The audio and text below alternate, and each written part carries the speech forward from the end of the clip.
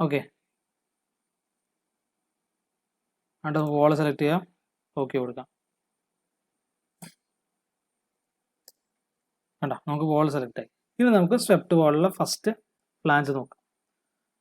So flange select ചെയ്യാം, എന്നിട്ട് നമുക്കൊരു എഡ്ജ് സെലക്ട് ചെയ്യണം. കണ്ടോ, ഇതാണ് ഫ്ലാഞ്ച്. നമുക്ക് ഈ ലെങ്ത് നമുക്ക് ഇൻക്രീസ് ചെയ്യാം.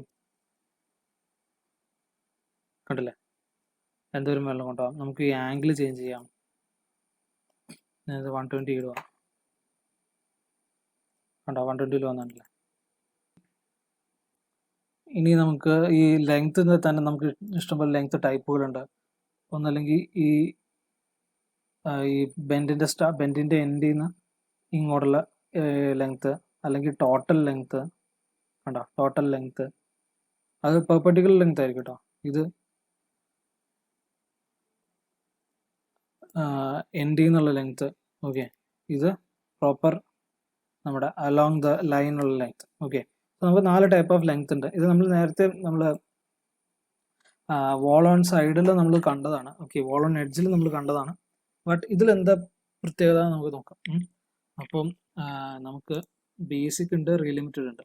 സോ റീലിമിറ്റഡിൽ എന്താണെന്ന് നമുക്ക് നോക്കാം. റീലിമിറ്റഡിൽ വരുമ്പോൾ നമുക്ക് ഇതിന് ലിമിറ്റ് സെറ്റ് ചെയ്യാൻ പറ്റും.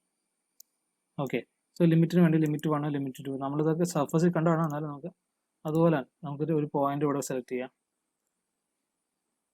ഒരു പോയിന്റായി, ഓക്കെ കൊടുക്കാം. നെക്സ്റ്റ് പോയിന്റ് ക്രിയേറ്റ് ചെയ്യാം. അടുത്ത പോയിന്റ്, ഓക്കെ. കണ്ട, നമ്മൾ റീലിമിറ്റ് ചെയ്തില്ല. സോ ഇതാണ് റീലിമിറ്റഡ് ടൈപ്പ് ഫ്ലാഞ്ച്. നമുക്ക് ബേസിക്കലി ഒരു കേസും കൂടി നമുക്ക് നോക്കാം. ഓക്കെ, ഇതിപ്പോൾ ഈ ഒരു വാളിൽ മാത്രമേ ഞാൻ കൊടുത്തോളൂ. ഇനി നമുക്ക് ഡയറക്ഷൻ റിവേഴ്സ് ചെയ്താൽ എങ്ങനെ വരും?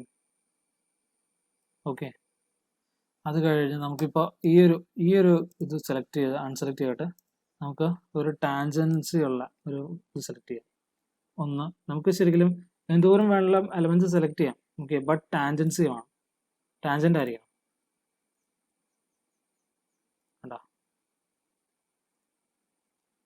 കണ്ടില്ലേ, ഇതിങ്ങനെ വരും. ഇത് നമുക്ക് ആംഗിൾ എല്ലാത്തിൻ്റെ ഒരുമിച്ച് ചേഞ്ച് ചെയ്യാം. അപ്പോൾ ആ ചേഞ്ച് കറക്റ്റായിട്ട് ഒരുമിച്ച് വന്നോളും. ആ ആംഗിൾ കുറയ്ക്കാം.